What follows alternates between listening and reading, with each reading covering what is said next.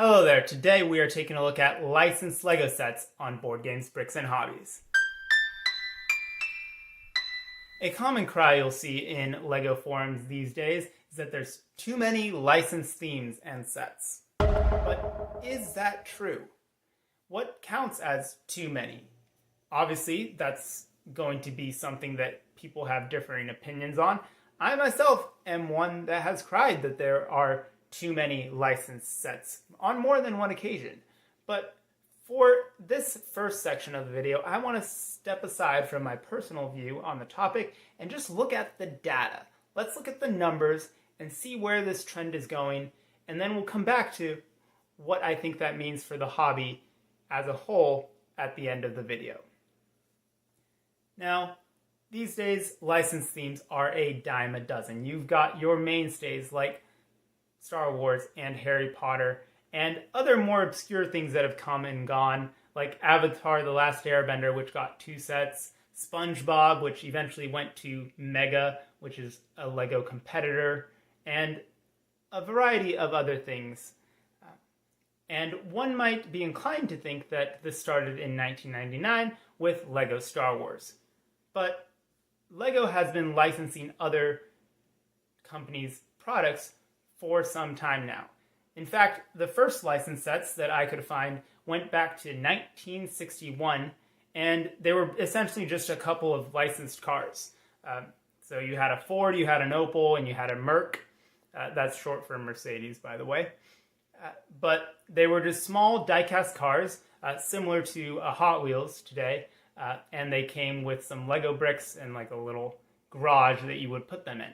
And as far as I can tell, these are the first licensed sets. There was some that were released in conjunction with Samsonite, but they weren't Samsonite branded products. So this is where you can see that what counts as license might differ from person to person. I've streamlined this in a sense so that there's consistency throughout the years and throughout the data. I won't break down the full list in this video, but I will publish this data so that people can view the spreadsheets and you can see all of the conditions that I put on there. I will explain a couple. For example, what counts as a licensed theme? Well, for me, I counted it as licensed if more than 50% of the sets in that year are licensed. So something like Lord of the Rings, obviously all of those sets are licensed. But something like Creator Expert, for example, which was eventually rolled into Icons, etc., that can have some sets that are licensed and some that are not. Same with Technic in the later years. So with that said, let's start breaking things down. Now, as I said, there were some older licensed sets, so things like the cars and also ferries and partnerships with Mercs. But it wasn't really until 1999 and the release of LEGO Star Wars that we saw evergreen licensed themes. For those who aren't familiar, evergreen is basically a line that is permanently on the shelves, such as Ninjago currently, or LEGO City. And so with the release of Star Wars in 1999, we had our first mainstay licensed theme. Now, the topic of whether or not Star Wars or Bionicle saved LEGO is a topic for another video, and it's been done before. So I'll save you that conversation. But needless to say, from this year forward, the amount of licensed sets and themes slowly began to creep upward. It wasn't, however, until 2014 that we had our first licensed Technic set. And I feel like this is a fairly significant turning point. Because up until then, yes, there was unique individual LEGO themes, but things like Technic and other themes like Creator, they'd stayed mostly unlicensed.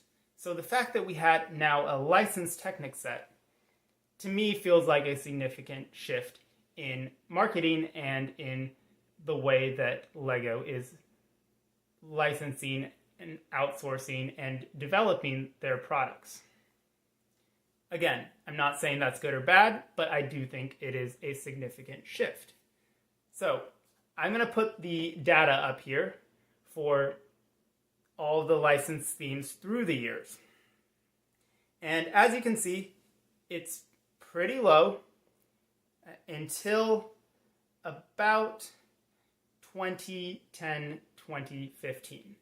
So in there, you start to see some more significant jumps. And this is where, again, my bias will come in. I do feel that this is problematic. Because as you can see, by last year, 2024, we're close to 47.9% licensed products. And if you look at themes, again, products here is looking at just the individual quantity of products, whereas themes is looking at just the overall themes. So, and our themes were 60% last year. 60% of the themes overall were licensed. And I am not a huge fan of this. Now, at the risk of sounding like back in my day, when I grew up with Lego, yes, there were starting to be some themes that had stories. Think Alpha Team, Exoforce. Bionicle, of course, is very famous for its story, hence Biological Chronicle, the name of the line itself. But there was still open-ended topics, whereas nowadays, many licensed sets, the imagination is hindered. Now, granted, this might be my adult perspective talking. Perhaps kids are capable of buying a Marvel set and buying something else and mixing them together, right? We had 2 whole Lego movies that were more or less about this topic, that it's okay to mix things up. But does that happen? Maybe it does. But I do feel that having them based off of an existing story, an existing premise, whether it's Peter Parker and Spider-Man or Minions, whatever number they are on, there's still an existing story there. And there's less of an open-ended approach. And another trend that I noticed is that the birth, if you will, of a licensed line essentially removes the existing Lego version or equivalent. What do I mean by that? Well, let's take a look at Castle, right? Everyone loves to have nostalgia for Lego Castle. I don't have a whole lot of money banked on that. That's not a phrase. I totally just made that up. But I don't have a lot of thought sunk into Lego Castle. It's not one that I was particularly attached to. But there's no denying that many people really, really want that to come back.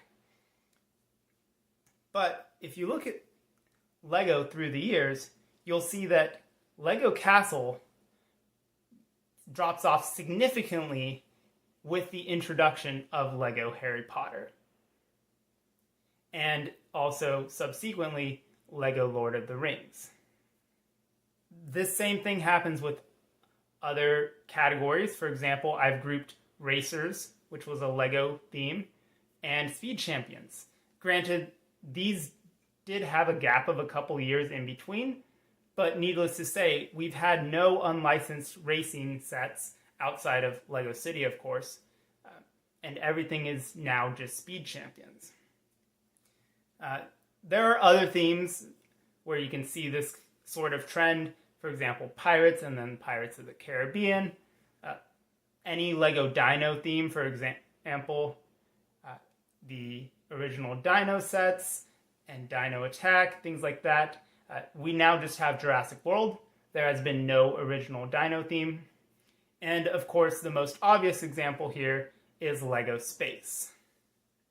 Lego Space was discontinued for a while with the initial launch of LEGO Star Wars, there was some concern that it might compete, and so they put it on the back burner. It came back with Mars Mission, but then after a couple years, it faded into obscurity. So there's this trend where a licensed version comes in and swoops up the existing version. I would say there's a similar thing with the action-based themes, so Alpha Team, later on Agents, and Ultra Agents. These themes were, it's more or less the LEGO equivalent of superheroes. Not exactly the same, but they're going on missions, doing spy stuff, and saving the world. We now have, obviously, DC and Marvel superheroes. And so you see this interesting change where a original in-house produced theme is slowly replaced by a licensed equivalent. And there are probably many explanations for this. Obviously, if you have LEGO Indiana Jones sets on the shelf and you have LEGO Adventure sets on the shelf, those are going to be in direct competition with each other. And companies typically don't like to do that. That's why Beats and Apple AirPods look completely different, even though they're produced by the same company, right? You don't want to compete amongst yourself. Someone should tell Google that, because they make 4 apps for everything. Anyway, the point is that by adding these new licensed themes, it's drawing market share away from the original LEGO themes. And it makes sense, right? If someone is browsing a store shelf and looking for something to get their kid or their niece on their birthday, they're probably going to buy the thing that has a familiar name on it, and not just the random obscure Pharaoh's Quest item that is sitting there. They're going to buy the Marvel, right? They're not going to buy the Alpha Team Mission Deep Sea. And that's probably has to do with marketing, and it's unfortunate that that's the case. It's hard to get people to change their habits and very easy for them to buy what is familiar. But I do think that it's unfortunate that there aren't these more open-ended themes. Yes, you still have original themes, right? You have Ninjago, of course. It's been going steady for several years now. But it has a lot of story behind it. It's a lot more like Bionicle in that sense. It's less open-ended, but still provides more imagination than something that exists in a fixed universe like Star Wars, where everything is micromanaged by the corporate powers at be. Now, wrapping things up here, if you look back at this trend graph, I used a line of best fit. Obviously, the one that shows licensed themes doesn't really make a lot of sense, but I do think there's significance in the one that shows licensed sets as a percentage of all sets made that year, which according to this line would surpass 60% by about 2050. Whether or not the planet will last that long is a question for another day, but if LEGO lasts that long, which it's made out of plastic, it's going to outlast all of us, but 60% of licensed sets, that doesn't sit well with me. Now, I understand people like them. I understand people enjoy them. Some people like having their pops and their things that are based off of properties and movies they love. That's great. And the argument is, of course, well, if you don't like it, don't buy it. Agreed. 100% agreed. However, the problem is, what if it's not there for me to buy?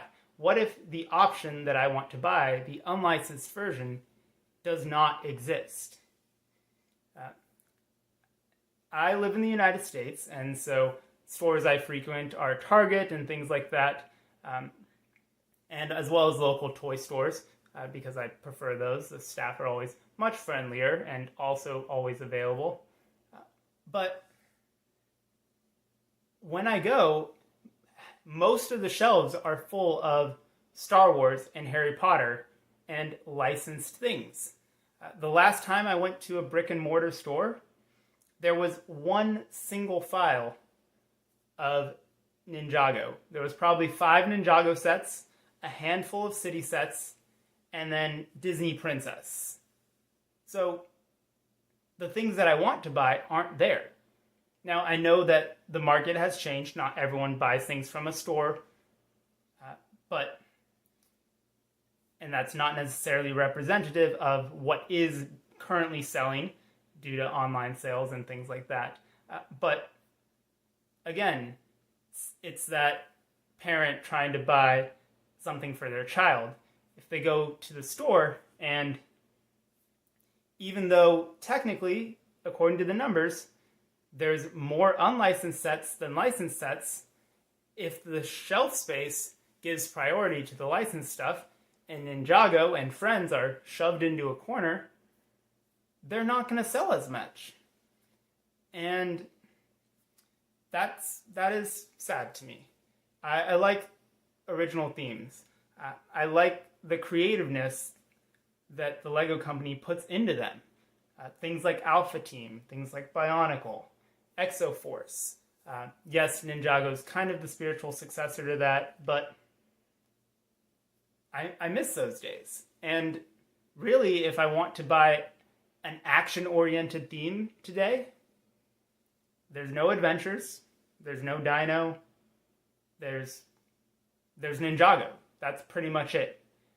City and Friends are kind of just generic buildings. They're very good sets. They have very good sets, but they're not thematic. They're just the town. And so there's the data. There's the list. It was surprisingly a bit lower than I expected, but again, it has been creeping up. And this last year was the highest the highest year so far. And maybe it'll level out. Maybe things will change, and it'll just flatten out, and we'll be at around 45%.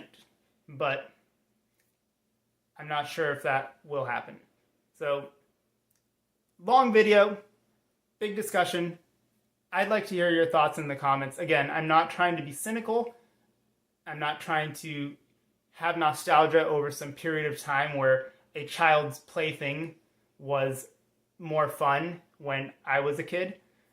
But I'm just a little bit overwhelmed with the amount of licensed things and marketing stuff going on, and I'd like to know your thoughts.